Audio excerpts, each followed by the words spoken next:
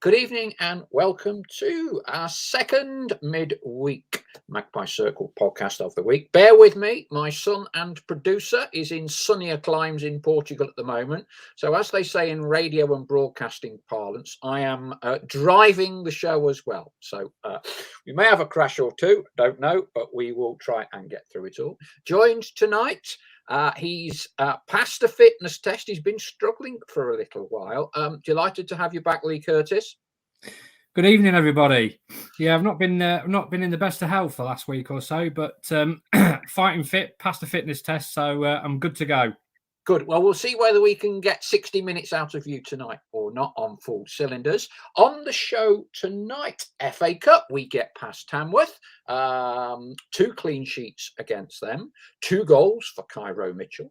What are your thoughts on that? We look ahead to what is a pretty certainly on paper difficult week that we kick off with against Stockport at home on Saturday. We go to Bromley, we entertain Bromley on Tuesday night.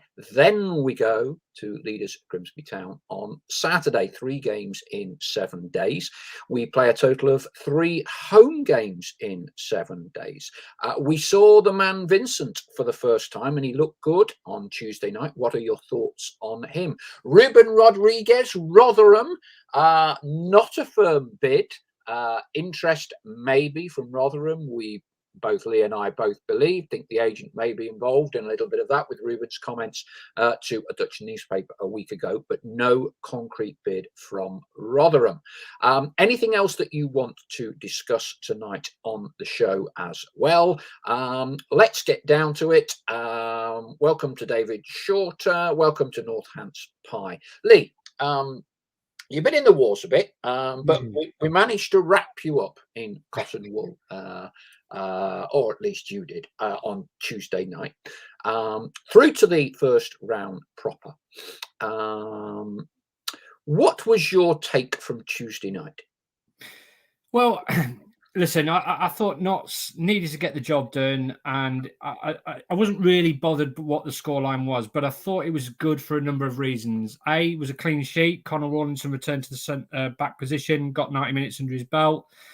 Adam Chickson came in, Richard Brindley came in, but I think most crucially, I think the strikers, for Cairo Mitchell in particular, it was a good night for them because Kyle, by his own standards, started the season terrifically well. Was top scorer early on and then sort of went through a barren spell by his own standards. So I thought Ian did the right thing. I thought it was an opportunity to get the strikers off the mark, and I was pleased to see those two play up front together. And it paid dividends. That those goals that they scored will have done their confidence a power of good, particularly Cairo Mitchell, who I know the fans have been a little bit critical of since he's coming from Chesterfield, but I thought he played really well up front. His first goal was absolutely spectacular, great hit. Because at one stage I thought it was going to be one of those nights. The Tamworth goalkeeper Jasbir Singh pulled off 2 or 3 terrific saves up until that point. He thought it's going to be after something special to beat him. And it was, Cairo Mitchell's goal was absolutely terrific, fantastically taken. And his header was very good as well. And that will do him the power of good because like every striker, when you come to a new club, you want to get off the mark as quickly as possible because it does hang over you. That first goal, you want to break your duck. And I know it was only Tamworth and a part-time opposition, but he's done it now. He doesn't have to worry about his first goal as a competitive game. So hopefully now that should ignite his touch paper and he can go on. And Kyle took his goal extremely well too. So I think there were a lot of positives to come out of Tuesday night. I really like the performance of Frank Vincent. I think he's given Ian Birchnell a real problem for the weekend against Stockport. I think he offers something different to the midfield that we perhaps haven't got. Great movement, looks for interchange of passes on the edge of the box. Never stops running. He's got a lovely left peg. And, he really stood out. And I can understand why a lot of Torquay fans, I remember speaking to the Torquay journalist Dave Thomas about Frank Vincent in the summer. And he said, he's a really good player. And we hadn't seen him at that point because obviously he was still recovering from a knee injury. But, yeah, he came in and did terrifically well. So as much as Ian perhaps wouldn't have liked the extra game, actually looking back at it, it's actually churned out a fair few positives for him. Northants Pie says good evening to us both. He's not been around for a while health-wise either, so he's looking forward to this one. We hope we will be able to give you some enjoyment and respite, Northants Pie. Here's a good point from one of our regulars, Chris Gosling. The intensity in the final third from half-time onwards was a massive improvement. And I think what Chris was alluding to there was the ball was put out wide, put back into the box with a bit of pace, some good crosses, and if you like, tried and trusted methods of scoring goals. And sometimes the point is made that Notts can over elaborate in the final third of the pitch. Did you welcome that kind of, not directness, but certainly speed and traditional style of crossing earlier into the box? Yeah, but I think we have to bear in mind the opposition. It was part-time opposition. I presume some of their lads would have been at work during the day, may have got off early just to play the game on Tuesday night. But yes, the intensity and the patterns of play was very good. The big challenge now is to take that and replicate that in these games that we've got coming up, which I think will give us a true measure of where Notts are as a team and what we can perhaps expect from them this season. Because if you look at the start to the season so far, bar Wrexham, they've really not played anybody who I think will be up there challenging for promotion. And they've got a very tough run of fixtures coming up, but they've certainly got it in them. And I think, as Mark Stallard has alluded to on the radio and on here, I think what Notts have got to do in this block of fixtures is be consistent, because they've been very good in patches. I mean, the Halifax game, they were excellent for 79 minutes until it all fell apart. And we've seen that. They haven't really, I think, strung together, apart from Barnet on the opening day where they won 5-0, what I would call a brilliant 90 minutes. They've been very good in patches, 20 minutes here, 30 minutes there, 45 minutes there, 50 minutes here. It's all about extending that now and taking that on and making sure you do it over 90 minutes against some of the better sides in the division. And I think history tells us that this Notts team, particularly if I think back to under Neil Ardley's tenure, we were always quite good against the sides in the top 8. Our record against them was always very, very good. Last year even we beat Sutton twice, who went on to win the league, of course. So I think that's the big challenge now, is can they go and do it in this block of games? Can they reproduce that intensity? Can they reproduce that level of quality in the final third and do it consistently over 3 games? Because I think this block of fixtures that we're coming up, even at this stage of the season, I think will define whether Notts are going to be up there challenging promotion at the end of the season. Well, we'll be moving on to discuss that in more detail. While we're about to do that, everyone out there on their keyboards, what do you think we should be getting from these next 3 games? Stockport at home, Bromley at home, Grimsby away. How many points are you expecting, wanting? Fingers and thumbs on the keyboards. Let us know what you think we're going to be getting and what you think is an acceptable haul for us. Okay. Let's talk a little bit Stockport. Not had the greatest of starts.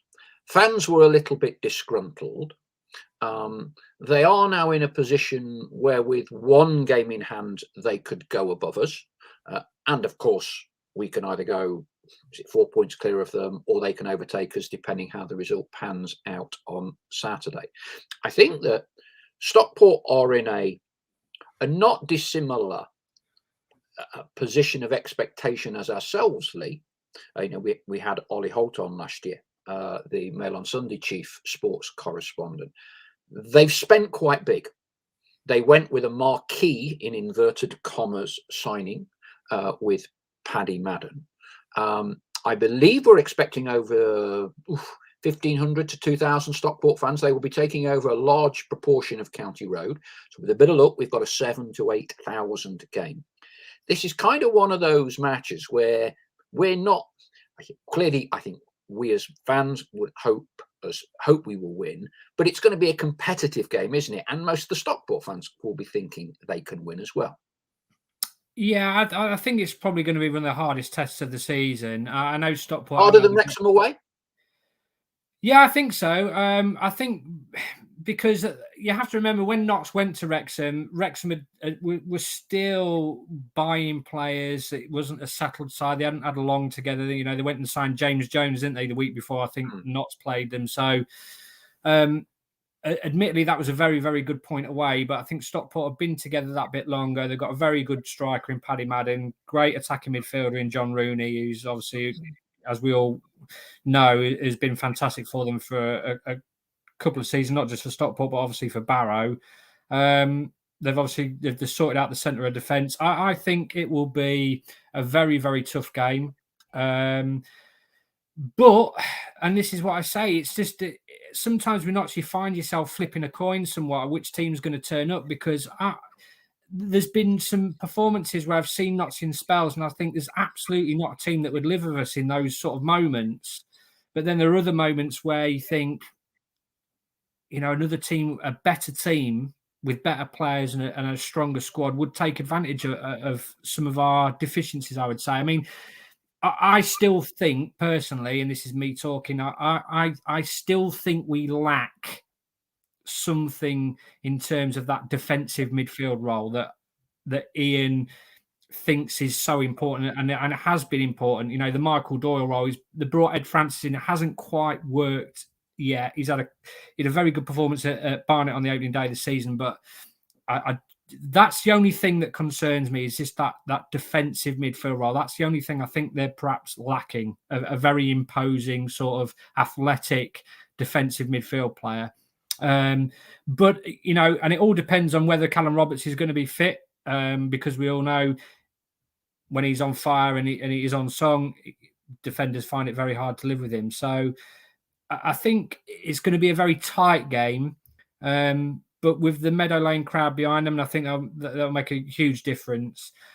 They have got the tools in the locker to create chances against Stockport. I don't think we'll ever see not struggle to create chances.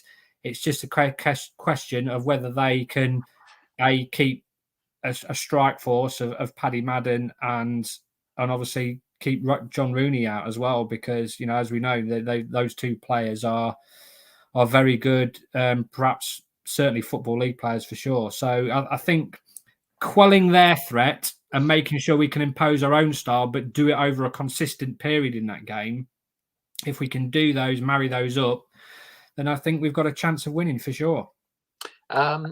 Plenty of guesstimates for points totals, and I think our Magpie Circle flock is largely optimistic. Gary Wardle been saying all along we had a relatively easy start, and October would be telling. Hence, it's so disappointing to be 8 points adrift. That will be of Leaders Grimsby. You have to be up there from the off. Kevin J.S. Duska Jr. from Canada, wanting 9, expecting 6. Chris Gosling, 7 points would be an amazing return, but 5 may be acceptable. George Harvey, expect 4, think we need 7. Northantspie would love 9, think 7. Steve Camphor, 7. Gary Wardle, 7 points, or it's still a backwards further step. David Shorter, minimum of 8. I'm actually trying to work out how you get 8 points from 3 games. Am I being dense? No. You can't get 8 from 3 games, can you? No. I mean, journalists and maths aren't this is a happy marriage. On Colton Road 40 years ago, but I'm trying to think how you get 8 from 3 games. No, you can't. 7, 9. I think that's what you can't. Yeah, I don't think you can get 8. Minimum of 8, David, means we have to win all 3. Okay, minimum of 8 means 9. Shaman, great show. Yeah, glad you're joining us again, Shaman. Not sure who you've got on Saturday. Gary Wardle, I'm more concerned about Bromley. We'll come on to that in a minute. What else have we got? Northantspie. Palmer has the energy and above all else, football intelligence to keep Rooney quiet. Interesting point. We'll pick up on that. Gary Wardle, the wing backs are pressing well enough, but not recovering at the breakdown. I'm sure that's the problem. It's a hell of a position to get right. I love all these new phrases: breakdown, transition. I don't know what they bloody mean, but anyway, I'm in jest. I understand the terminology that you use. Chris Gosling, we win all three and get a point deducted. What do we get a point deducted for? Anyway, we shall see. I've got to say, that's pretty optimistic. I would snap your hand off for 6 points. I would snap your hand off. If you're asking me to go for my predictions, I would go for us to beat Stockport. I don't have a good feeling about Bromley, if I'm honest with you. I think we might get beat. But I do think we won't get beat at Grimsby. The problem with these draws is when you look at win one, draw one, lose one of these three, you think, oh, that's not bad. But then you think it's 4 out of 9. And I guess because we're trying to catch up a little bit from those 3 defeats, certainly here, a lot of people are expecting 2 wins. I think that's difficult, Leigh. I think that is difficult with this mini week of fixtures. Yeah, I mean, they are tough fixtures, aren't you? You've got Bromley who are banging form. Stockport have picked up. Bromley play a certain way, Leigh, as well. You and I both know exactly how Bromley will set up. They will execute their game plan. Yeah, it's a case of hopefully we can get our plan to get round it. But Bush is going to send loads of long balls. Cheek is going to be a problem. You know how they're going to do it. You know exactly how they're going to play. Yeah, but and let's go back collectively. What do you think would be a reasonable points return from this block of 3?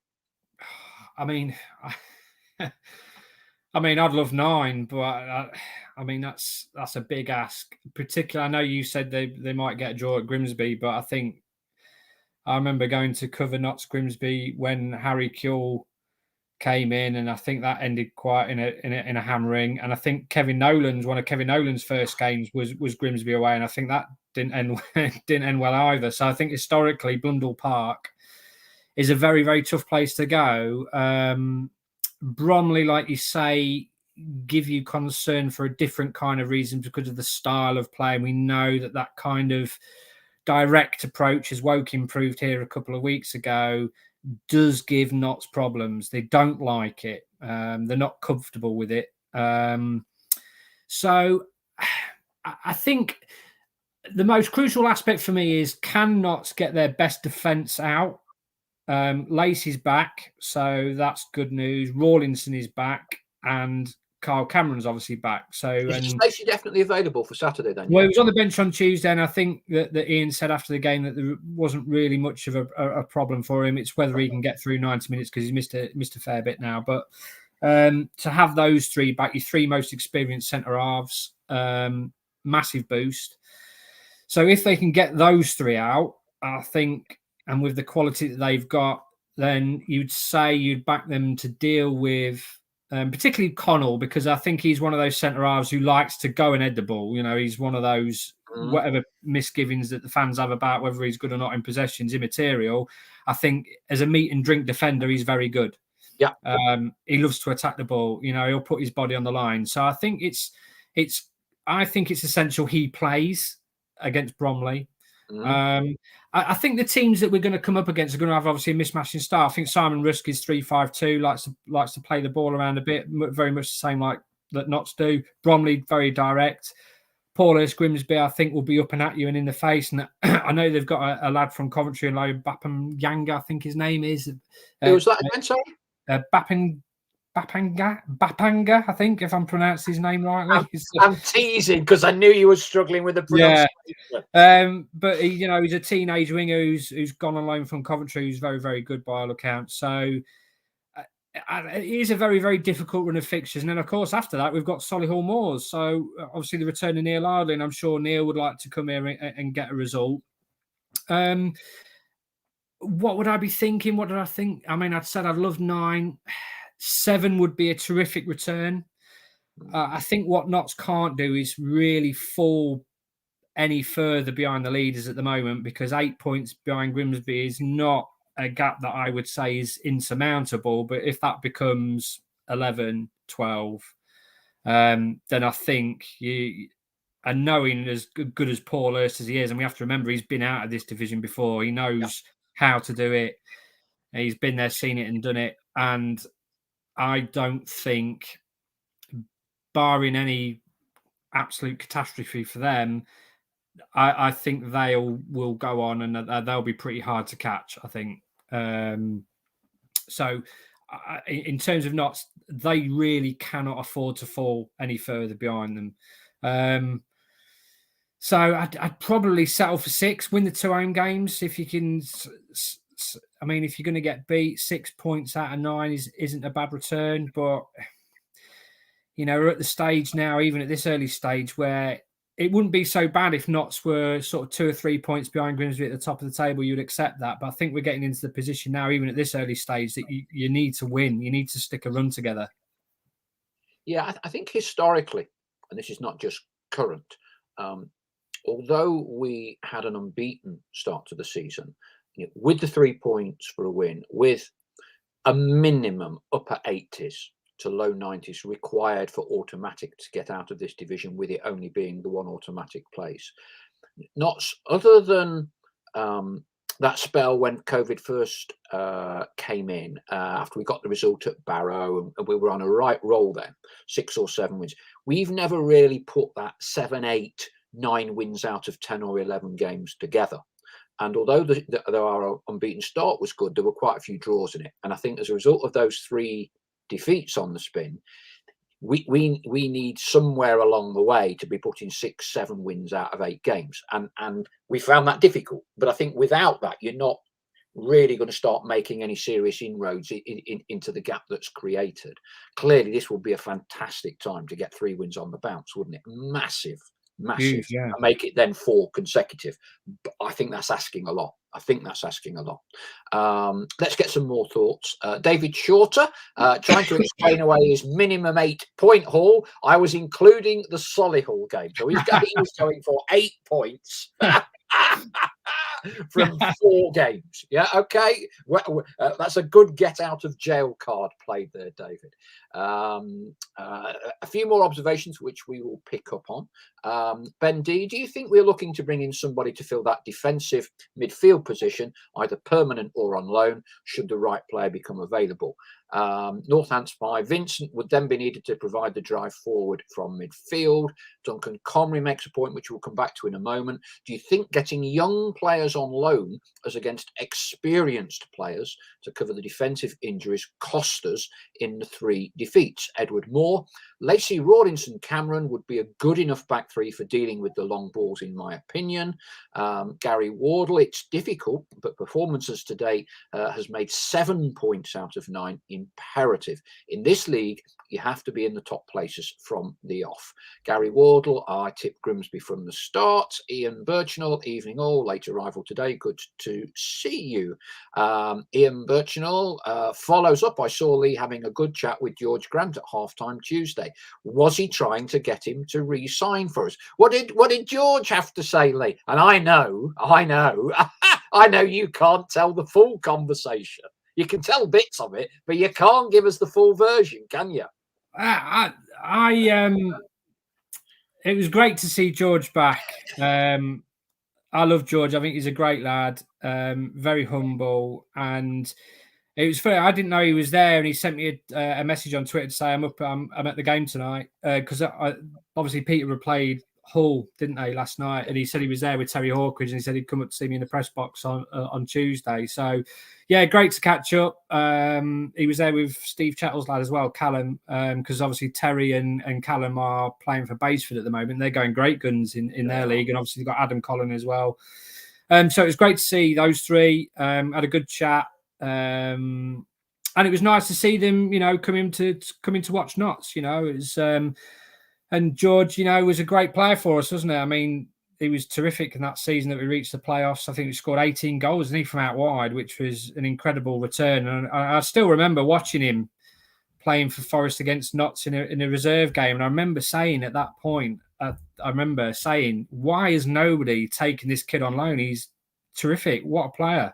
Very good in the centre of the park. And then obviously, as that was going on, Notts went and did the deal, didn't they? So, yeah, great lad, terrific signing. And I think he enjoyed the show that Notts put on in the end. So, yeah, it was great to see him. And he still has a lot of affection for Notts. So, and the same with Terry, really. I think they're both very good, salt of the earth boys, down to earth. There's no egos there at all. And it was lovely to catch up. Some of the points that were raised by some of the guys. Duncan Comrie, I think it's an interesting discussion point. Do you think getting young players on loan as against experienced players to cover the defensive injuries cost us in the 3 defeats? I'm trying to think back now. So we signed.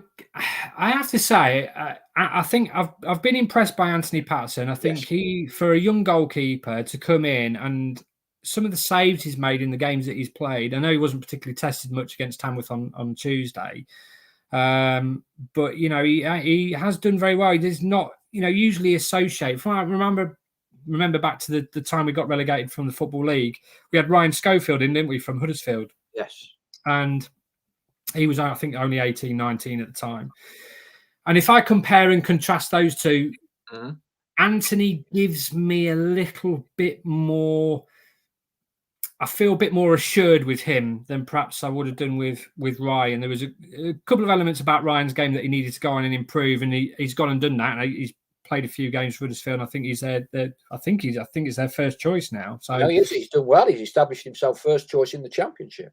Yeah, but you could see that Ryan had a lot of talent. But I remember the game against Carlisle, if people can remember that one, when he got caught out and he pushed tried to kick the ball out and he got robbed, didn't he? And it was one of those strange goals where centre forward was stood behind him and then nicked it off and then put it into an empty net. So I think there are facets of Ryan's game that you felt that he wasn't quite the finished article. Whereas I think Anthony, at this stage of his career, is actually a very solid goalkeeper. And I can understand why Sunderland have got high hopes for him, because he hasn't really dropped any clangers. He's very solid. He's got good hands. His feet are very good. He's very confident on the ball as well. He's judging by some of the short range passes that he likes to make. Yeah.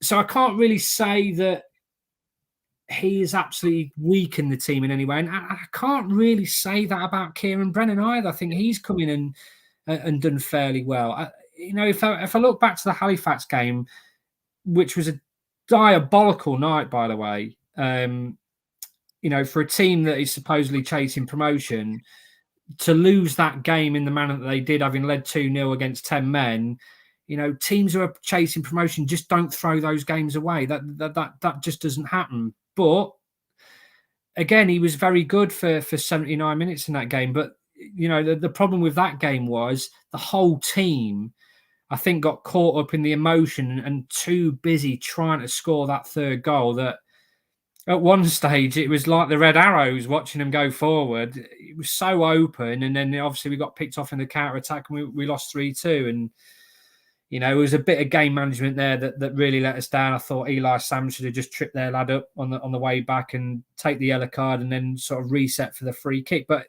Kieran Brennan, I can't really make a case to say that he's weakened the team in any way.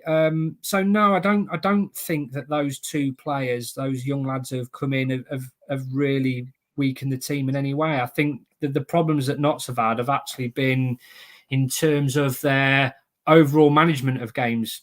And I think Ian said that himself.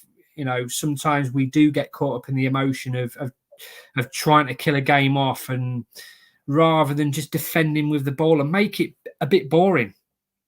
Sometimes, when you 2-0 up with Halifax, for instance, we were 2-0 up, 10 men, for 20 minutes, make the game boring.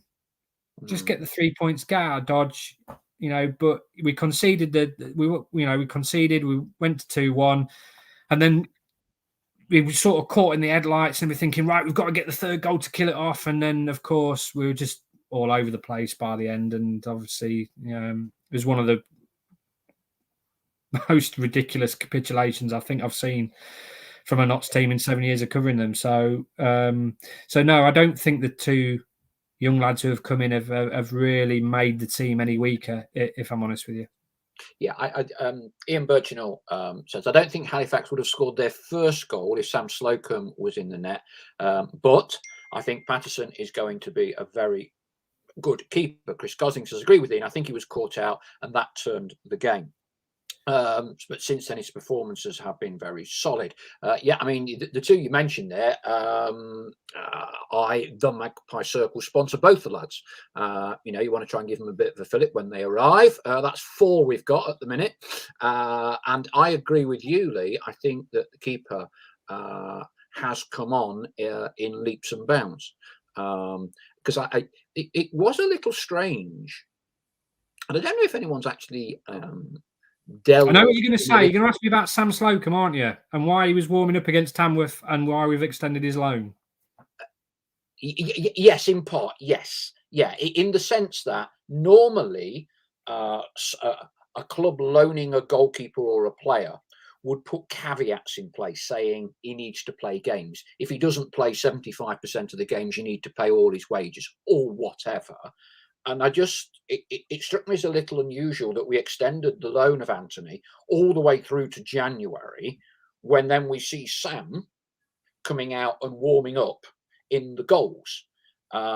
Because if you're Sunderland, and if Sam is about to come straight back in, we don't put a goalkeeper on the bench, do we? So kind of, you're loaning a player out that was playing for you in League One football, and all he's doing, possibly, is training 3 or 4 days a week in the National League. So I don't know where we are with that or what your thoughts are on that.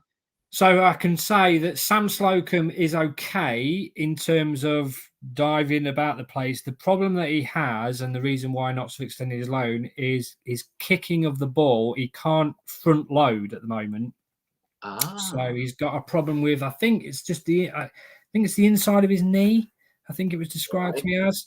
So he can't fully extend. And I think that's why. So he's okay to do this and that, but it's the kicking. And obviously, as we know, kicking is a fundamental part of the game. So I think that's why we've not seen him back in the sticks yet. Now, that's quite interesting, Leigh, because, sorry to jump in, given that we would not normally operate with a replacement keeper, is your view potentially then that Anthony stays in, Pato stays in, or do they risk Sam but know he could break down, and Anthony then would be always on the bench?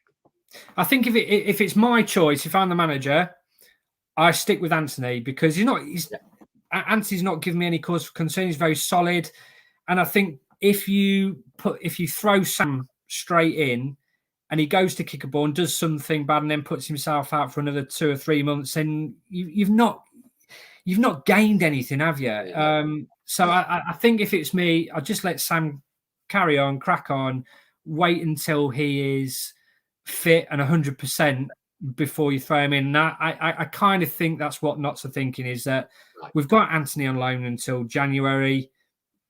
That gives Sam plenty of time to get back fit and get his knee right or whatever. So, and like you just said, Anthony has come in and done really well. So I think the club have been sensible in that respect, because I don't think there's any point rushing back a player when he's clearly still got a bit of a problem. For what? It's not as if we're in desperate need of a goalkeeper, because Anthony's come in and done really well. So it's. I just see that's a sensible move that Notts have made, to be honest. And I'd rather Sam be back 100% rather than just chuck him in for a game. He goes to kick a ball for a goal kick, and as we know, the goalkeepers that Ian Birchinall has, he likes them to be good with their feet. Yeah. So I think it will be a case of Anthony will continue until Sam is back and 100%. Okay, we're going to discuss Reuben Rodriguez in part 2 of the show. We're going to also discuss Frank Vincent. What do we think about him? But while we're talking kind of defensively, it's a debate we've had before. Edward Moore, do we think Ian is going to revert to a back 3 or stick with the back 4 now that some defenders are back? Chris Gosling says it's a back 3 for me. Been a debating point for a while, hasn't it? A lot of people kind of favoured a return to a flat back four, and some said it will never happen on one of our shows, and 3 days later it did. What do you think? Do you think our defensive shape will change with all of these defensive players coming, that our defenders being available again, or not? It's a really good question. Does he change it? Does he change it to suit the opposition? I think that might well be the case. I mean, some of Notts' best performances have come with a 3, but I'm very much a traditionalist in that I do like a back 4. I know the playing a back 3 is seems to be the in thing at the moment, but in saying that, the 3 centre halves that Notts do have, Cameron, Rawlinson, Lacey, are all very, very good players at this level. So, in terms of the quality that they've got there, it would make sense to play with a back 5 because those 3 are very, very good. But the caveat with that is, if you play those 3, Richard Brindley, and as we've seen, Ian Birchnell likes his centre halves to carry the ball out of defence. Richard Brindley has done that role fantastically well since he's been put in there. Adam Chickson has done that, and obviously Kyle Cameron is very, very good at that. Perhaps the best centre half I've seen on the ball at Notts in a very, very long time. So comfortable. But part of me does think I do like a 4-3-3. I do like 4-4-2 or 4-2-3-1. I just think, it's a really difficult one. Because if at least with Cairo Mitchell and Kyle obviously playing as the 2 up front on Tuesday, that does give you the option of playing a 2-man strike force. With a 3, you tend to have 1 lead in the line and 2 sort of attacking inverted forwards, don't you? As obviously Callum plays on the right and Cairo would be on the left, perhaps, or in the main as they did it at Yeovil. Really good question. I'm not quite sure, to be honest, what Notts' best formation is, because they have produced good performances in a 4 and with a 3. So I'm pretty sure if you ask the Notts fans, they'd probably prefer to see a back 4. I'm not sure about that, but I don't know. It's a really good question. I just think with the 3, Notts, if I'm taking the squad as a whole and looking at the players which are in the strongest positions, Rawlinson, Lacey and Cameron would get in most sides in this league, so it would make sense to play them. Do you know what I mean? So why would you divert? And it's a formation that Notts have worked on under Ian for a very, very long time now. Obviously, they played 3-5-2, didn't they, in the run up to the playoffs last year, and were terrific in that sort of final 2 months of the campaign. But the beauty of this squad is he's got so many options that give him a great degree of tactical flexibility. I know Stockport have played 3-5-2 this year a lot. Maybe, like you say, just tailor it to the opposition. Do you go man for man, match him up? Or do you try something a bit different? It'd be fascinating to see, what he does now that those sort of 3 centre halves are back fit again. It will indeed. Let's talk, and we'll come back to the debate with Frank Vincent very shortly. Reuben Rodriguez. So Reuben stirred up a bit of interest, shall we say, with an interview he gave for an overseas newspaper. That then gets retranslated back, does the rounds on social media, and I think the gist of what Reuben was saying was that a club had come in for him, shown interest. The club didn't want to sell him, and that he gets on with it. And there, depending on how literal you interpret the translation of the newspaper, there's talk of whether an actual bid was made. I think you've picked up with Ian, and it would appear from the club that no actual bid was made. There has been interest in Reuben, and I think, which is what Ian confirmed to you, Leigh. I am aware that it is from Rotherham. Rotherham have probably been watching him for probably 5 or 6 months and taking an active interest in him. But look, you're the one that's spoken to Ian. What do you make of all of this? Do we read too much into it or not?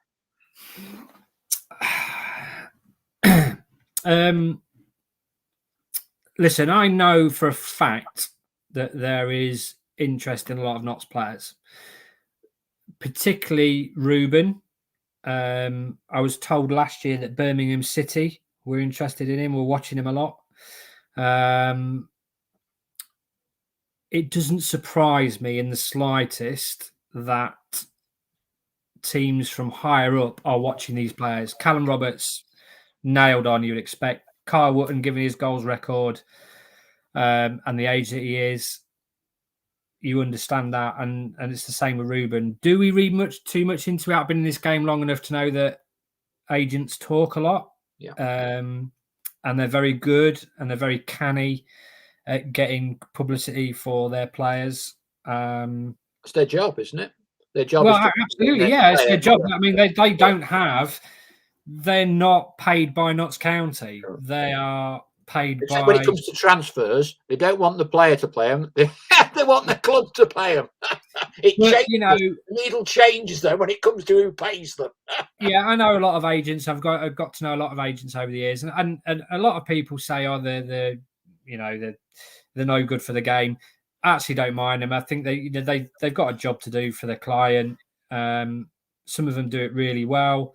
There's a few that I've come across in the past who I wouldn't give the time of day, but there are a few I think, are very good at what they do. Am I worried about the Reuben situation? Not really, because I think every player has his price, and I think if Rotherham want him, they have to put up the money. Simple as that. I'm certainly not worried about him going in the immediate future now, because obviously Rotherham are in the league and can't make an official offer until the transfer window opens, which is January. I think it would have to be quite a sizable sum, I think, for Notts to consider letting him go midway through their season, given how important he is. Yeah, we're speculating here, right? Okay, and I think this is an important part, because one element of the approach by our owners is to capitalise on players' sale value. Yeah, what $64,000 question? What's Reuben worth? What sort of sum do you think Notts will be looking for? I'll throw it out to everyone that's watching it now. How much is a realistic bid for Reuben Rodriguez that you would sell for? Let's see what you talk through, Leigh, and let's just see what figures our flock of followers come up with. Well, it's funny, isn't it? If you'd have taken him in isolation on the form that he showed in the back end of the second half, so the back end of last season, when he was scoring, I think he got 8 goals in 11 games. And he was unbelievable. He was unplayable in some games. And, he has got a tremendous amount of ability. He's got good feet. He's a good size. I still think he could probably trim down a little bit. But he's a good header of the ball. He's got everything. I don't think he's particularly quick, but he's got good awareness.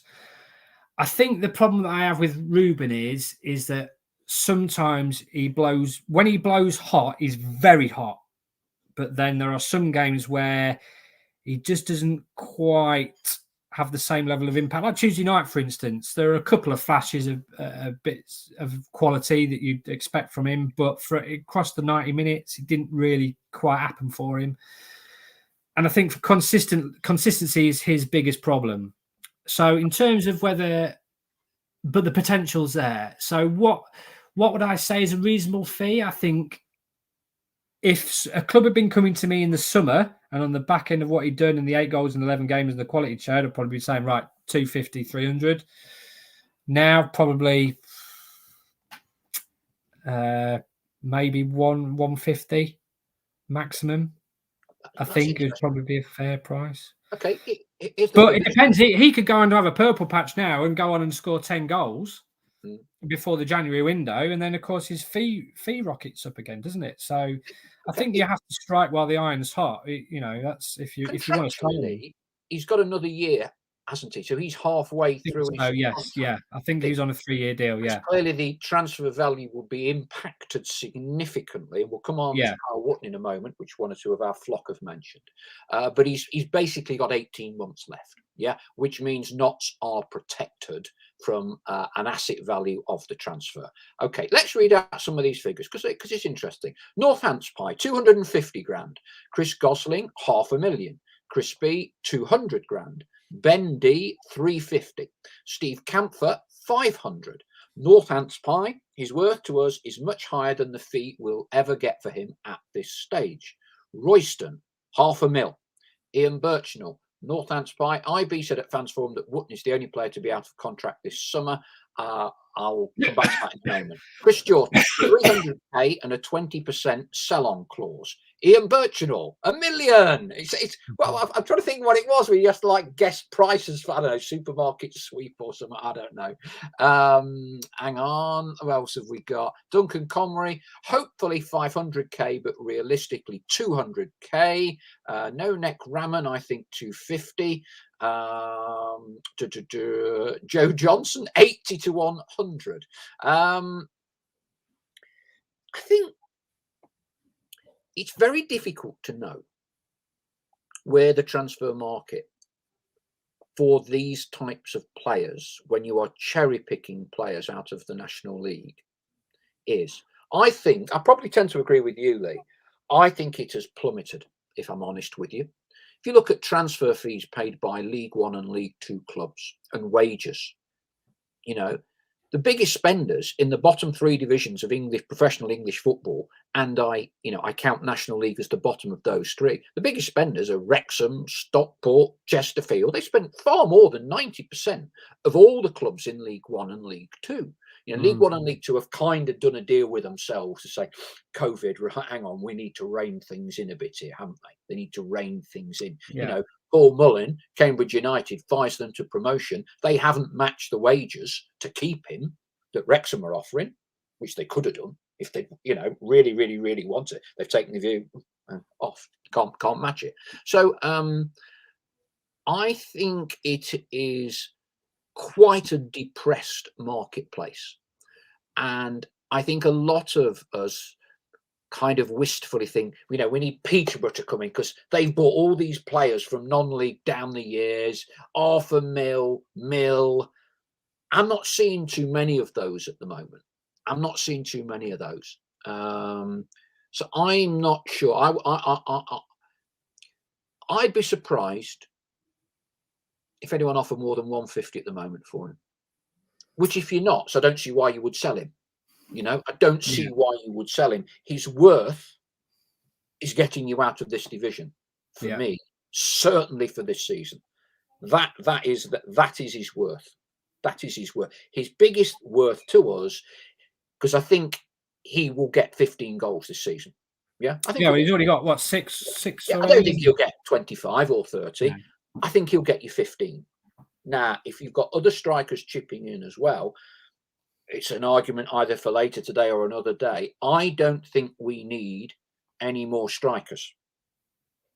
I think there is enough goals within Wootton, Rodriguez, Roberts. Okay. And the point I would make is, if you sign another striker, unless there's a serious injury, how are you going to play him? Where are you going to fit him in without leaving one of them three and or Nemane out? I totally accept the point about the poacher in the box, the fox in the box. But I think if you look at our overall capability to score goals, I think there's enough there. For me, it's keeping it tight at the other end. We did our job at Halifax. We're 2-0 up. Yeah, we lost. Yeah, we created enough chances in that game to lost. Yeah, the stats. Yeah. I've got to say, I'm not quite sure. I saw 20 strikes on goal at Tamworth, but I'm sure it's right. The statos, right? That suggests to me we're creating opportunities. I would be more concerned at the back, but we can perhaps discuss that another time. Reuben, better than all of us. Yeah. Some people would interpret that as the agent agitating for a move. I don't think that's the case at all. No. I think it's the agent throwing a marker out there. Probably told him to do it. Just get a little bit of chatter. Just see what there is. I mean, Reuben to me seems a very level-headed, decent, likable lad. Yeah, he's lively. I think he's certainly a character, and I kind of like him. And I don't see many of them anymore. And I would put Callum Roberts in the same bracket. Is they're like playground footballers. They do things that, when they just love the ball. Give them the ball, they want the ball, and they've got a box of tricks up the sleeves, and they love it. And they give you something. They give you an added dimension. They give you that extra creativity, and you'd have to say, those two players in particular, creatively, are brilliant to watch. They have the fans on the edge of their seats. I mean, Reuben and Callum. And I'm not even just talking about their individual ability when they got the ball, but their set piece taking, free kicks, very good dead ball specialists as well. And perhaps, I think Reuben, didn't he hit the bar, didn't he, against Tamworth? I wasn't there. So he's got that ability in his locker. I think those two players can play much higher up. I don't think there's any doubt about that whatsoever. And it's the same for Carl Wootton. I think as a centre forward, he's probably the most complete in the league in terms of he's pretty good at everything. He's not particularly rapid, but I think the amount of hard work that he does, and he's such a good pro. I mean, he works incredibly hard, and I'm told he's one of the best trainers as well. Puts his bundle in every day, and I think we have to, pay him such a great amount of credit for that, because for a young player to have that kind of attitude and just want to be willing to work hard and get better every day is absolutely fantastic from him.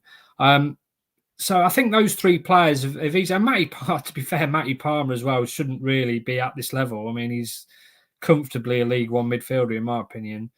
And Carl Cameron as well, as I think is another player who could easily play in the Football League. Richard Brindley, and I don't think he gets mentioned enough, is I think consistently and in terms of how dependable he is he's another one who's easily a Football League player. Alex Lacey, these are I'd say you've got a group of players there who could easily play League Two, League One, in my opinion.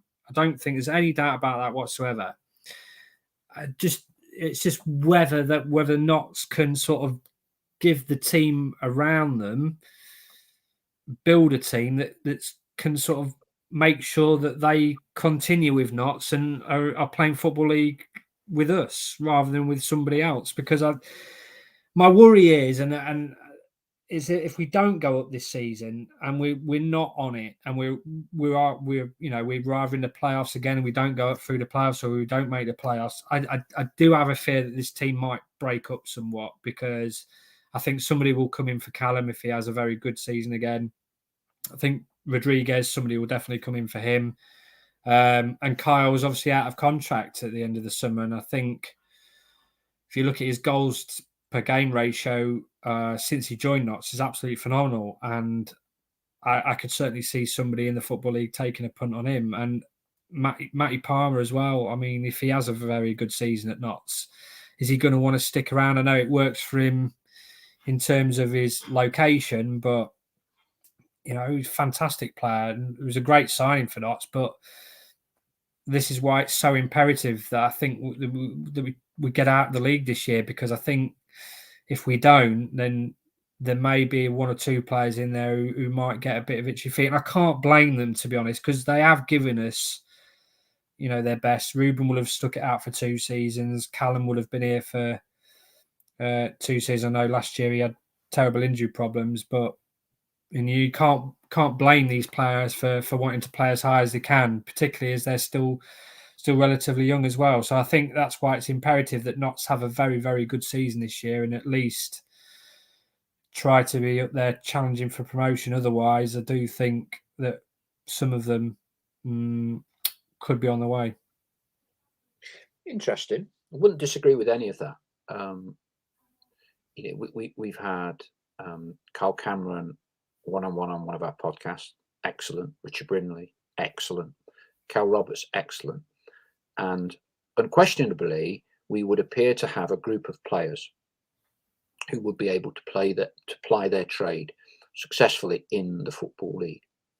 But I'd flip it back to you a little bit, Leigh, and say, we've got an abundance of these players that can play in a higher standard. That needs to translate to a consecutive sequence of results. Yeah. And okay, you can call it a blip, you can call it whatever you want to call it. We lost 3 games on the spin. We now have a sequence of games. From having played teams in the bottom half of the table, we're now going to be playing 4 teams in the top 10. If you add the Solihull game on, there's a break with the FA Cup. Normally, you would expect your better players, your quality players, to raise their game. Yeah, we're saying they're good enough to play in the league. So there's no reason why we should not be capable of winning 3 of these next 4. Now, I'm not sure how much of our fan base thinks that will happen or not, okay? But clearly, we are more than capable of doing that, or certainly should be if we're analysing the individual strengths of players who can play at a higher standard, we believe, than they are currently playing at. And that's why I think if we badge in Solihull, so I think this sequence of games is going to be so important, because I thought we played very well at Wrexham, very well. I thought, we had the character of resilience, which I think you can talk about entertainment, you can talk about all of that till the cows come home. You've got to be resilient. You've got to dig in, use an old phrase, in the trenches, down and dirty, battling away. Yeah. So, I'm looking forward to these games. And you want to see a level of performance and of quality that Notts produced at Wrexham and get results. And you don't want to put too much pressure on, because clearly there's a huge amount of games. But you kind of want to see something. You want to see something in this block of games that says this head coach, this group of players can compete effectively and win against the best this division has to offer. Well, let's put it this way. If Notts go and pick up 9 points from these next 3 games, well, hey, yeah, absolutely jackpot bonanza. But as someone has said there, that could be season defining. You pick up 9 points from those 3 games against the teams who you expect to be up there challenging for promotion. The amount of belief that gives everybody, not just in the squad, but in terms of the fan base as well. That would be remarkable, be wonderful to go and pick up 9 points from these next 3 games, beat a Stockport side that many fancied for the title, a Bromley side who are very, very difficult to beat. We've got some very good players, have caused Notts problems in the past. Yeah. And then to go to Grimsby, I think going to Grimsby, can you get the win? If you can go to Grimsby and get the win, make it 9 points out of 9, then you say, right, okay, all right, we've got a right chance. We've got a right chance. And this is what I mean about how important these 3 games are. I don't like to really use the term make or break, given at the stage of the season they are, but they kind of are, because we're 8 points off the top at the moment. If we can string a good run together and get 9 points, that puts us right back up in the mix again. You lose 3, and all of a sudden you're miles off it. So even what we're in October, coming to November, even at this stage of the season, you're looking at these fixtures, you're going, they're such big games. They are big, big games in terms of our ambitions for the season and what we want to achieve, because they are against our rivals. As I said, if Notts had been in a position where we hadn't lost against Altrincham and we'd not lost at Halifax and we'd beaten Woking, we'd be going into these games thinking, do you know what? 4 points out of 4 points out of 9 or whatever it was would be, or 6 points out of 9 even would be a good return. But I think even at this early stage, with being 8 points behind Grimsby, you're sort of looking at it. And don't forget, everybody was telling us in the summer, the players, they were all telling us, we want the title. We want to go up as number one. We want to go up as champions. So they laid the marker down when they were talking to the media and talking to myself and Charlie in the summer. That was it. That was what, we asked the players, what's the ambition this season? It wasn't promotion. It was, want to win the title. Want to go up straight up automatically. So this is their chance now because, they told us they wanted to be up there challenging for the title. This is the chance to go and do it. It's almost like, okay, you're right. You have plenty to say about it in the summer. Here's your chance. Go and do it. Because you've got 3 games now where people will be looking at you now. Because, mark my words, we're all looking now, knowing that these next 3 games will give us a measure or an understanding of how good this team is. Because it's okay going to Barnet, who are in disarray on the opening day of the season, winning 5-0. It's okay going somewhere else and winning 2, beating your older shots at home and beating your Maidenheads. Fine. But these are the games. These are the games that set you apart. Your Stockports, your Grimsbys, the ones where you're getting big crowds. Can you perform under pressure? Can you perform against one of your rivals? And that's the marker. The challenge has been set. This is what they've got to try and surpass now. And there's no better way to get everybody on the edge of the seats at Meadow Lane and saying, right, we're bang at it, we're banging this title race, is to go and win these next 3 games. And that's what they've got to go and do. On the flip side of that, if they don't go and do it, I think promotion, certainly the top spot will have gone. Even at this early stage, I just can't see. If you fall behind a team like Grimsby with as good as manager as Paul Hurst, could be 12 points, 15 points. I mean, I know Torquay chucked it away last season, but a team managed by Paul Hurst who's very savvy, knows the league, experienced, I just think it'll be too big a gap to overcome unless Notts can go through the rest of the season unbeaten. That's how important I'm viewing these games. Okay, lots of comments. Very good.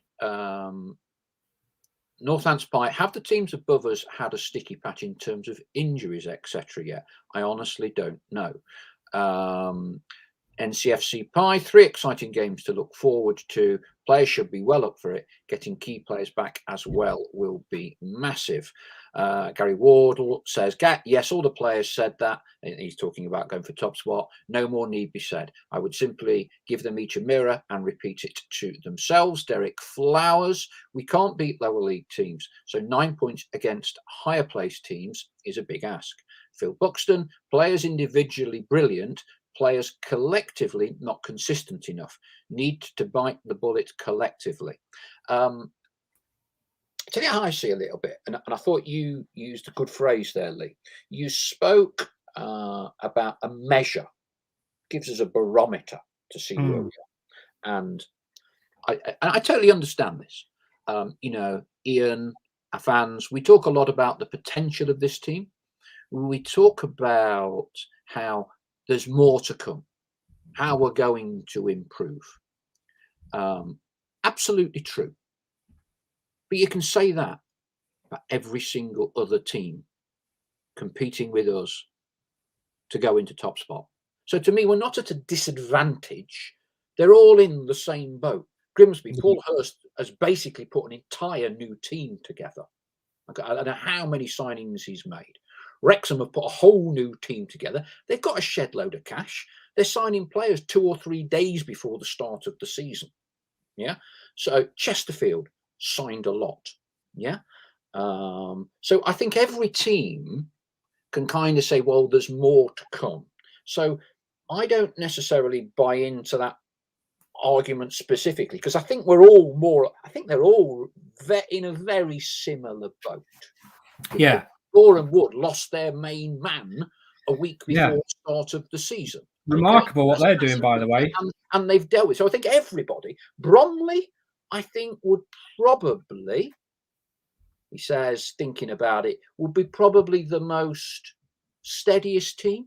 Yeah. You know, they've got the core components, the key players, all there. Bush, the big centre half, who I like, Cheek in the middle, 11 6'8" players that can all throw the ball 60 yards. I think they're probably the steadiest, if you like. They're probably the steadiest, if you like.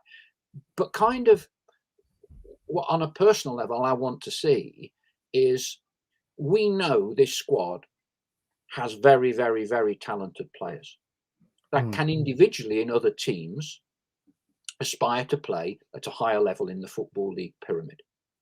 What you want them to do, taking a little bit of Phil Buxton's point, is produce a collective team performance against the other top guns in this division, and we go, fantastic. I tell you what, if we beat Stockport 1-0, beat Bromley 1-0, for me, those results are far more impressive than winning 5-0 away at Barnet on the opening day of the season. 100%. No, 100%. What you want to see is a professional job, well done. Yeah, don't necessarily want to be 3 up and gets to 3-2. You want to see this group of players play in a certain way where we deliver a professional result against another strong team who are your main promotion rivals. Yeah, I would agree with that. And it's interesting reading the comments. I mean, as individuals, I would agree that the likes of Callum, Reuben, etc., are very good. But I still feel that Notts are missing that. I think they're missing 1 or 2 players. If I'm going to be totally honest, I think in the transfer market, I really would like to see an imposing midfielder, because I don't feel that. I don't like to see Matty Palmer playing as a holding midfield player. I think he's far better going forward. It's the same with Frank Vincent. I would just like to see. I think that the best teams, or the promotion winning teams, have always got that really. If you look at, let's go to the extreme and take a look at the very, very top level. A Man City's got Fernandinho. You've got a Rodri. You've got Liverpool who've got a Fabinho. Somebody of that ilk who just bosses the midfielders, who's such a protects and I think with the way that Notts play and the how expansive that they are, I don't see Notts having that kind of player who offers that insurance. And that's one of the things that I'd really like to see them sort of address in the transfer market. And I think then once you start bossing the game more and winning the ball back, and then you can give your players the likes of Reuben and Callum the ball more, then you obviously get more out of them as well. So it's almost like cogs in a wheel. And I still don't believe. I mean, obviously Notts went and bought Ed Francis in the summer, and we were told that he was going to be the Michael Doyle replacement. Hasn't quite happened for him yet. Yes, cultured footballer, but in terms of being that imposing, hard-working dog of war that you need, I'm not so sure. Good player he is when you get him on the ball, but it's off the ball. I think I don't know. That just seems to me that there's something missing there in terms of the whole team when I look at it. And I know you said another striker. I mean, if Kyle Wootton gets injured, and this is another thing that worries me, who is going to lead the line like he does? Where Cairo Mitchell's a different kind of player. Is there anybody there to step up? I mean, Eli Sam now is in his second season. I don't see him getting any better. I don't see him really putting the front two of Mitchell, Rodriguez. Front three of Mitchell, Rodriguez, and Wootton under any kind of pressure. I think it was quite telling he didn't start either of the FA Cup games, because you would have thought that would have been an obvious one if he's going to play a part for him to stake a claim. Yes. Yeah, 100%. I think, and he's obviously struggled to get starts, hasn't he? And I still think that Notts are perhaps one or two players away, I think, really, from a team that I think can sort of catch or be among sort of the title contenders. I may be proved wrong, but I think when the Notts fans who I talk to, and they've been watching Notts for years, say the same thing. We haven't got that real nasty, imposing midfielder. Michael Doyle was very good at it. I mean, physically, he's not much to look at, but just did the horrible side of the game so well. The nitty gritty of it. And I think, if we could solve that, then I think we'd have a right good crack at being up there towards the end of the season. Certainly in terms of challenging for the title, for sure. Because I just think, the games that we've lost, Altrincham away, Halifax away, just show Woking as well at home. I think it just highlighted sometimes that we do suffer from a lack of leadership and a little bit of experience and nastiness, to be honest. Comments before we have a final discussion on Mr. Vincent, and then we shall wrap up for the evening. Duncan Connery, Notts, Wrexham, Stockport and Torquay have lost 14 games combined already this season. It isn't over yet. Come on, you pies.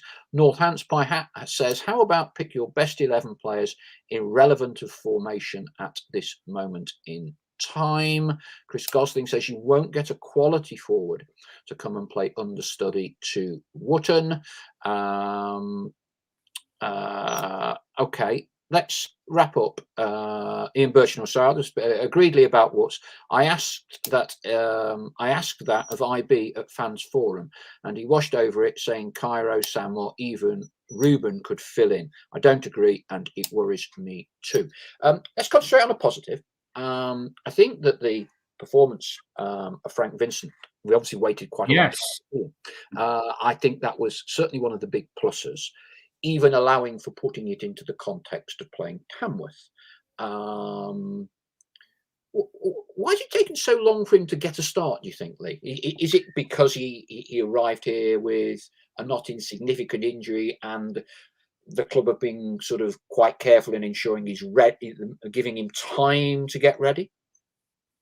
Well, you have to remember when he came in, he obviously had that knee injury that he was recovering from. And then obviously Notts had a really good start to the season, didn't they? I mean, they had a fantastic start. Yes, 7 unbeaten, yeah. So there was no real need, or there was no chance that I felt that, and Ian obviously took the same view, is the squad of players he had at that time and the way we were playing, the way we started the season, you couldn't really make a case and for Frank Vincent playing, to be honest, because Notts were playing so well and they were scoring goals and, like you said, 7 games unbeaten at the start of the season. So you couldn't really say, well, he's not playing well, let's stick Frank Vincent in. So it's taken him a while. But I was really impressed with him on Tuesday. I thought he was dynamic. I thought he was good in possession. Good movement, really good movement, sharp in and around the final third, looking for those little interchanges of passes. And I really liked what I saw, and I thought he did give Notts' midfield an added dimension. I think he got a bit greedy in the second half. Once he'd scored, he was starting shooting from all angles, but I kind of like that. And I think that there's definitely a player there. And he's not too dissimilar, and I would agree with Ian on this. I don't think he's too dissimilar to Jim O'Brien in terms of his adventurous running, the ability to try and make space, the ability to try and stretch defences. He does that. And I don't think Notts are lacking in any of those types of qualities in midfield, to be honest. You've got Jim there. Jim's good at it. Matty Palmer is, I think, shown already. He likes to get forward when he's not sort of playing in that holding role. So I think that we have got those players. And he's another one I think's given Ian a real problem for the weekend, because I'm looking at him and I'm thinking, yeah, I like him. I think he linked up really well with the front two. He could spot a pass. And yeah, I think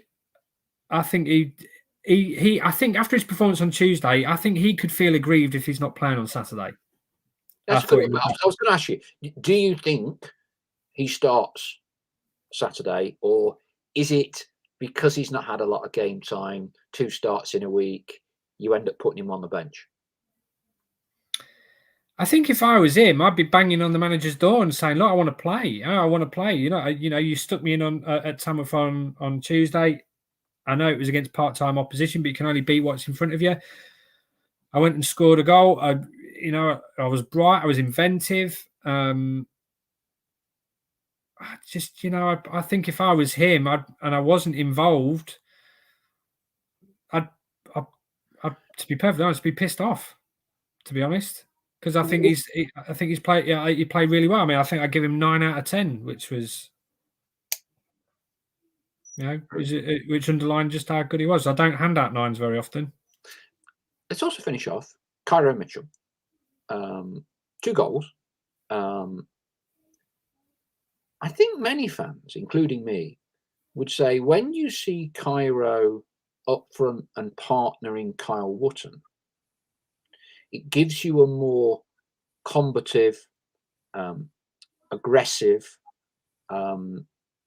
traditional style strike force at this level. Yes. He scored 2 goals. He's had a tough time to start with. I think he's always been a strong runner. He's always put a shift in. But clearly, when you're a 6'2", 6'3" striker, I've mentioned this before, and you've paid a fee, albeit however small that fee is, there's no hiding place for you. So if you haven't scored for 5, 6, 7 games as a striker and you're 6'2", there's no hiding place for you. You become a focal point for people to watch. So he's got his 2 goals. And I think, personally, I think we have looked more aggressive, certainly, in attack when Cairo has played with Kyle. Yeah. What are your thoughts? Do you think Cairo goes back to the bench Saturday, or do you think those 2 goals are enough for him to get a start? And it's really interesting because if those 2 start, where do you put Rodriguez? Yeah. I'm not sure, if I'm honest with you. I don't think Kell will start. I'm not sure he'll be ready Saturday myself. I may be Kell Roberts. Kell Roberts. I don't think he will. Because that kind of gives you a semblance of an option. Because I think if you've got Kell and Rodriguez, if you want to play Nemane, you want to play Wootton, I don't see how you get Cairo Roberts in. So, well, I mean, and this is what I mean about the problems that Ian's got, because you got Frank Vincent. We then talk about Leigh, but then we talk about we need another striker. I don't know how you would get them in. I understand the point that is often raised about box in the box, but let's go park that. Does Cairo Mitchell start for you or not on Saturday? I think he has to. I think he's scored 2 goals. He's, man management is so important. I think as a player, if you've scored 2 goals, and let's be honest, there were 2 excellent goals, you're full of confidence. You've got an eye on Saturday, and you're thinking, I've done enough here to be surely to start the game on Saturday. We've waited so long for Cairo Mitchell to score and to get off the mark. What message, or what does it do to a player's confidence to then say, you're not in my plans for Saturday, you're not going to start Saturday?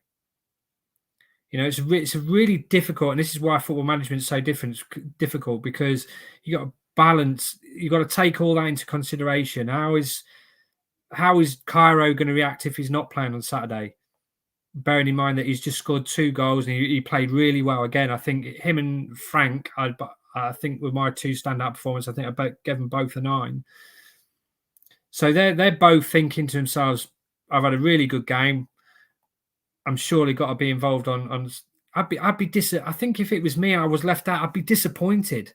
I would be disappointed, and I'd probably like to know the reason why. I've just gone, hang on a minute. If you're judging players on in terms of what they've just produced in the last game, you'd say, okay, I've done enough to be involved on Saturday. You've given me the opportunity. I've taken me. Frank Vincent was given the opportunity to play 90 minutes, took it with both hands.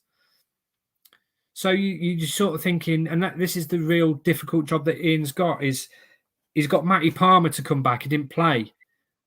He's got Jim O'Brien there. Ed Francis, Rodriguez. How does he get them all in? How does he keep all those happy? Because actually, Cairo and Frank have actually given him an extra problem because they've played so well. They're going to be chomping at the bit. So confidence will be absolutely flying through their veins. So they're going to want to play. And Ian's got to somehow pick a team, knowing, because you'd say that Matty Palmer, definite shoe-in. And for me, he has to play. Matty Palmer has to play. Against a team as good as Stockport, Matty Palmer has to play. Carl Wootton has to play. Rodriguez, as good as he is, has to play.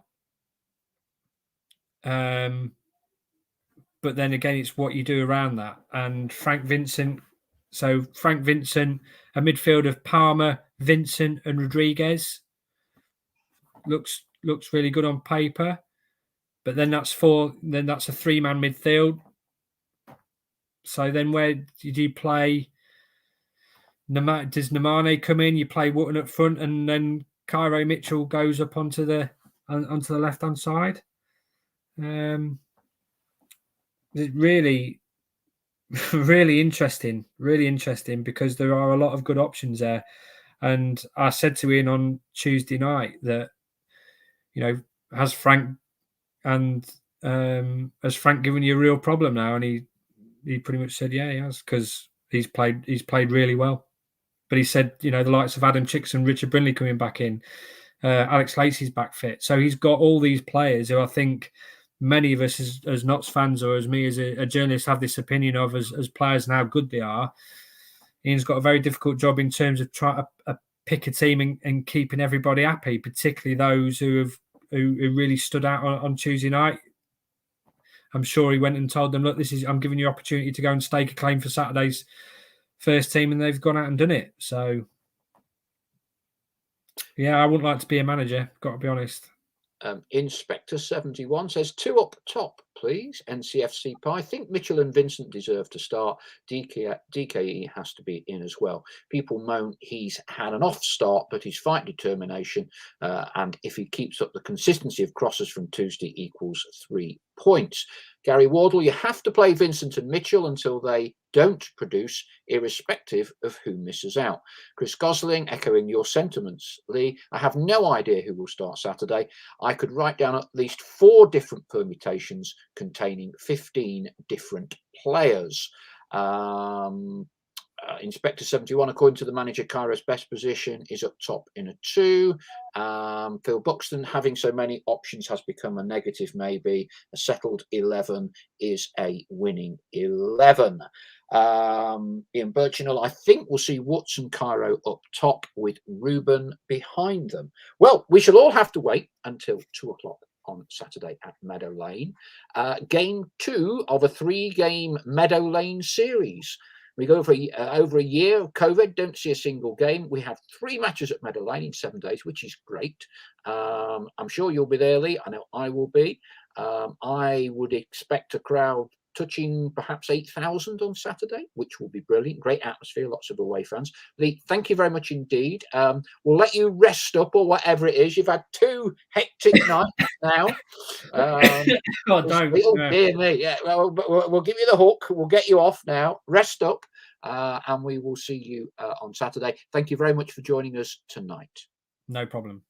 All right. Take care, everyone. So we will be back on Monday, looking back on what we hope will be a victory against Stockport, and looking ahead to the visit of Bromley. Those of you who didn't see our Monday show, please take it in. Ian Bishop was absolute class. Some great words. One of your old stamping grounds, Leigh, is coach at Gainsbury, still playing. Is he still playing, is he? I know he'd gone to Gainsbury. 41 at centre half. Keep wheeling him out. Is he really? Well, that's what tends to happen, doesn't it? As you get older in your career, you move backwards in position. If he keeps on going, he'll be in goal. He's a great lad, and he's coming down on Tuesday night for the Bromley game. He's in the hospitality for the club. For those of you who might fancy a little bit of hospitality and having a meal before the game, you'll also get a chance to have a chat with Neil Bishop, and he is a top top Yeah, guy. great guy. Great guy. 85 minutes, 5 minutes before 90, but that will do for tonight. We don't want to overload Mr. Curtis. Thank you, everybody, for all your listening in, for all your observations. Many. We get over 200 every show now. It's great. We will see you Monday, and I'm sure all of our Magpie Circle flock, minus Kevin J.S. Gduska Jr. in Montreal, will be out in force on Saturday, 3 o'clock against Stockport. That's all for tonight. Good night. Cheers.